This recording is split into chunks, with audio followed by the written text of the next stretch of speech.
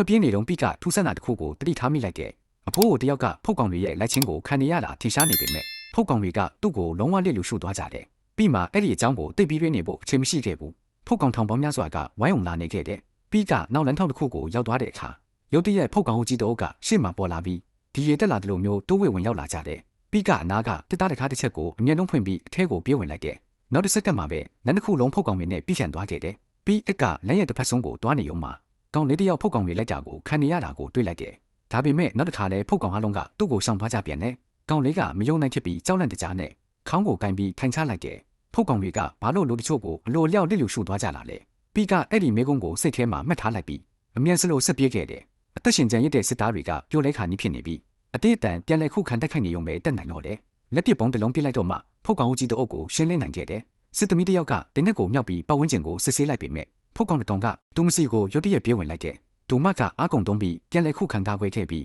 တင်းနဲ့နှစ်ချက်သုံးချက်ပစ်ပြီးအဲ့ဒီကောင်ကိုဖြိုချလိုက်တယ်ဒါပေမဲ့အဲ့ဒီနောက်မှာတော့သူမရဲ့လက်ကိုဖုတ်ကောင်ခိုက်သွားမှန်တတိထားမိလိုက်ပြီးယောဂကူးစက်မှုက10နှစ်စက္ကန့်တွင်ဖြစ်လာမယ်ဆိုတာကိုသိလိုက်ရတယ်ပြီးကဓာတ်တစ်ချောင်းနဲ့သူမရဲ့လက်မောင်းကိုအမြင်ဖြတ်ချလိုက်ပြီးစက္ကန့်တွေကိုတိတ်တဆိတ်ရေတွက်နေခဲ့တယ်ကံကောင်းစွာနဲ့ပဲဆက်နှစ်စက္ကန့်ကျော်သွားတဲ့ခါမှာသူမကဖုတ်ကောင်ဖြစ်မပြောင်းသွားခဲ့ဘူးအဖွဲ့ကသူမကိုအမြင်ဆုံးယာယီပတိစီပေးပြီးချင်းကက်လာတဲ့ရဟတ်ရင်စီကိုပြေးသွားကြတယ်ဒါပေမဲ့သူတို့ပြင်းနေတော့မှပဲနောက်ထပ်ဖုတ်ကောင်ကြီးတအုပ်ပေါ်လာပြန်တယ်ပြီးတော့အဖွဲ့မတက်နိုင်ခင်မှာပဲဖုတ်ကောင်တွေကရဟတ်ရင်ကိုဆွဲကင်လိုက်ပြီးထင်းကျုံမှုမရှိတော့ပဲမြေပြင်ပေါ်ကိုပြစ်ကျသွားစေခဲ့တယ်ဒီအချိန်မှာတော့မြို့တစ်ခုလုံးကလုံးဝကျဆုံးသွားခဲ့ပြီးပြီးရဲ့လေရင်မှုကလွတ်ကျဆုံးသွားတဲ့အကြောင်းကြားတဲ့အခါသူကလေရင်နဲ့အမြင်ထွက်ခွာသွားခဲ့တယ်ဒါပေမဲ့ပြီးတော့အဖွဲ့လေးစစ်ကိုရောက်သွားတဲ့အခါမှာတော့သူ့ရဲ့ဖော်ကလေရင်နဲ့တယောက်တည်းထွက်ပြေးသွားပြီဆိုတာကိုတွေ့လိုက်ရတယ်ထွက်ခွာဖို့ပြင်ဆင်နေတဲ့ခီးဒီတင်လေရင်တစ်စီးကိုမြင်လိုက်တဲ့အခါစစ်သားတွေကချက်ချင်းပဲတင်တဲ့တွေကိုမြောက်ပြီးချင်းကပ်သွားကလေရင်ရဲ့အင်ဂျင်ကိုချင်းရလိုက်တယ်လေရင်မှုမှလည်းရွေးချယ်စရာမရှိတော့ပဲလေကားတစ်စင်းကိုချပေးပြီးတော့အဖွဲ့ကိုလေရင်ပေါ်တက်ဖို့ကူညီခဲ့ရတယ်